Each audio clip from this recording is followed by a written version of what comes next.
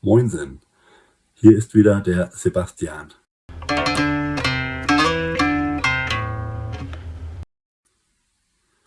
In dem Solarpaket 1, das von der deutschen Bundesregierung ins Leben gerufen wurde, geht es unter anderem um die Erhöhung der Einspeisegrenze von 600 auf 800 Watt für Balkonkraftwerke bzw. Stecker-Solargeräte.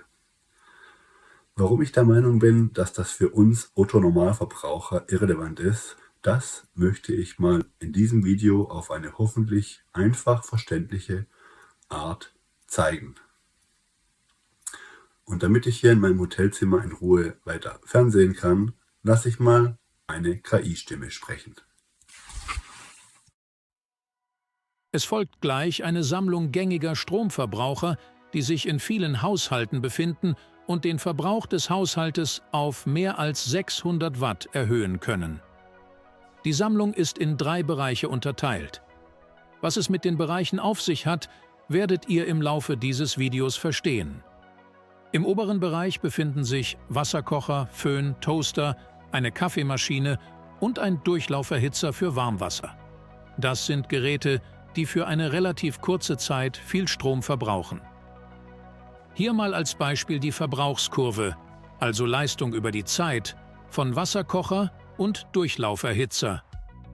Der Durchlauferhitzer braucht deutlich mehr Leistung als der Wasserkocher und ist meistens auch länger an.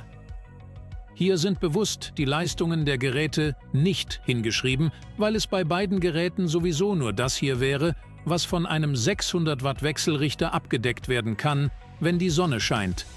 Mit einem 800 Watt Wechselrichter würde das da oben drauf kommen. Also beim Wasserkocher 0,013 Kilowattstunden, was einem Mehrwert von 0,39 Cent entspräche.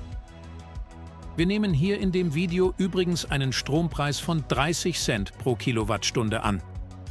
Beim Durchlauferhitzer sind es 0,033 Kilowattstunden, was immerhin ein Mehrwert von einem Cent gegenüber dem 600 Watt Wechselrichter wären. Wenn man bei sonnigem Wetter gleich nach dem Duschen föhnt, sich dann Wasser kocht und dann noch was toastet, könnte die Verbrauchskurve so aussehen. Hier wieder das, was ein 600 Watt Wechselrichter dazu beitragen würde, und hier der 800 Watt Mehrwert. Addiert man die Dauer der Phasen, in denen der Haushalt mehr als 800 Watt verbraucht, kommen wir auf 26 Minuten.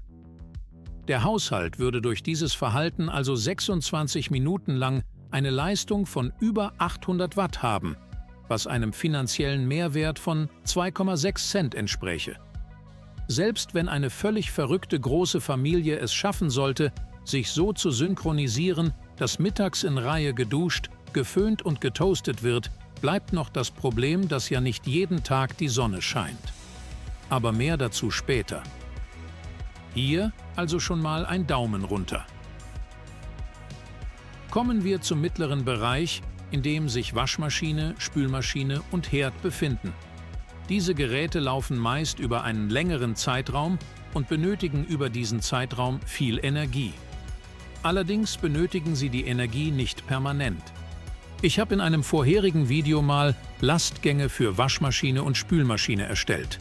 Der Lastgang einer Waschmaschine beschreibt den zeitlichen Verlauf des Energieverbrauchs während ihres Betriebs. Hier der Lastgang eines 60 Grad Waschganges. Das nachzuzeichnen war gar nicht einfach, weil einige Phasen zum Teil sehr kurz waren, also etwa eine Minute, wenn überhaupt. Ich zeichne hier mal ein, wie uns der 600 Watt Wechselrichter bei Sonnenschein unterstützen könnte. Diese kleinen orangenen Flächen hier repräsentieren den Mehrwert eines 800 Watt Wechselrichters. Die Waschmaschine springt 6-mal über 800 Watt. Die letzten 4 Ausbrecher dienten vermutlich zum Warmhalten des Wassers und sind relativ kurz. Wenn man jetzt die Minuten der einzelnen Phasen über 800 Watt ermittelt und diese zusammenzählt, dann kommt man auf insgesamt 25 Minuten. Damit liegt der Mehrwert eines 800 Watt Wechselrichters im Gegensatz zum 600 Watt Wechselrichter für einen Waschgang bei etwa 0,0833 Kilowattstunden, also 2,5 Cent. Bei der Spülmaschine verhält es sich ähnlich. Hier die von mir ermittelte Verbrauchskurve. Da war das Nachzeichnen allerdings etwas einfacher. weil die Phasen hier länger sind. Hier wieder das, was der 600 Watt Wechselrichter bei Sonnenschein beitragen würde, und in orangener Farbe der Mehrwert des 800 Watt Wechselrichters. Die Phasen über 800 Watt sind hier etwas länger als die der Waschmaschine.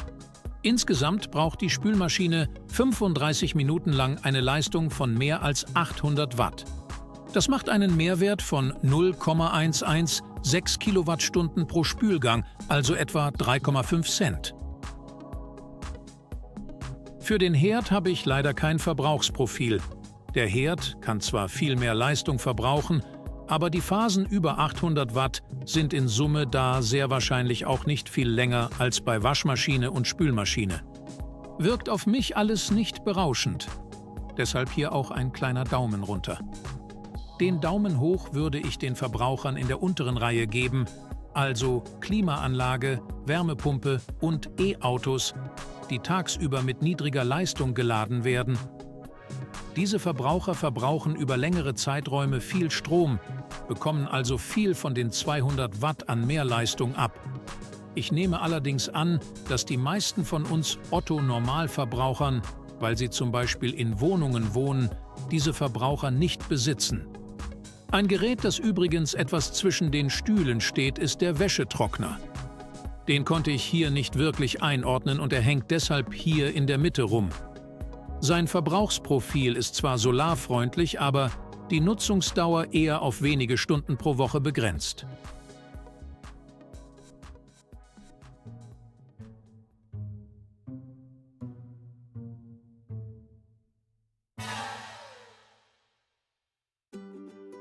Wer diesen Kanal kennt, weiß, dass ich einen Eigenverbrauchsimulator geschrieben habe, der anhand von Daten von PV-GIS, die unter anderem auf historischen Wetterdaten beruhen, und Verbrauchsprofilen den Eigenverbrauch eines Haushaltes berechnen und damit schätzen kann. Der Link zur Kurzbeschreibung der Funktionsweise des Simulators befindet sich im Beschreibungstext. Ich habe für die gleich folgenden Rechenbeispiele das Verbrauchsprofil mal so hochgeschraubt, dass der komplette Solarstrom selbst verbraucht wird, also der Eigenverbrauch gleich der Gesamtproduktion der Anlage ist. Man kann sich das so vorstellen, dass es ein Gerät gibt, das 24 Stunden pro Tag 800 Watt verbraucht. Das ist ein Szenario, das vermutlich in keinem normalen Haushalt vorkommen wird, ist aber das, was maximal aus einer Balkonsolaranlage rausgeholt werden kann, um mal eine Größenordnung zu haben. Wenn man die historischen Daten von 2020 für einen Ort in Mitteldeutschland nimmt, ich habe als Beispiel mal Kassel genommen, mit einem 1000 Watt Panel, das im 35 Grad Winkel nach Süden ausgerichtet ist, kann man mit einem 600 Watt Wechselrichter etwa 1034 Kilowattstunden pro Jahr rausholen. Mit einem 800 Watt Wechselrichter wären es 1112 Kilowattstunden pro Jahr, also ein Plus von 23,40 € bei einem Strompreis von 30 Cent pro Kilowattstunde. Hat man ein Panel mit 2 Kilowatt Peak, käme man mit einem 600 Watt Wechselrichter auf 1429 Kilowattstunden pro Jahr. Der Mehrertrag mit einem 800 Watt Wechselrichter läge bei 270 Kilowattstunden pro Jahr, also 81 €. Hier auch noch die Werte für 3 Kilowatt Peak und 4 Kilowatt Peak. So richtig spannend wird es erst mit einer Solarleistung ab 2 Kilowatt Peak, aber ab da ist es, zumindest was Steckersolargeräte betrifft, wenn das Solarpaket 1 in Kraft tritt, nicht mehr erlaubt. Möchte man eine Balkonsolaranlage mit einer Leistung von mehr als 1000 Watt betreiben, braucht man dafür relativ viel Platz bzw. Fläche. Meine Vermutung ist, dass die meisten Menschen, die in Wohnungen wohnen, diesen Platz nicht haben. Und für diese Leute sind die Balkonkraftwerke ja eigentlich gemacht worden.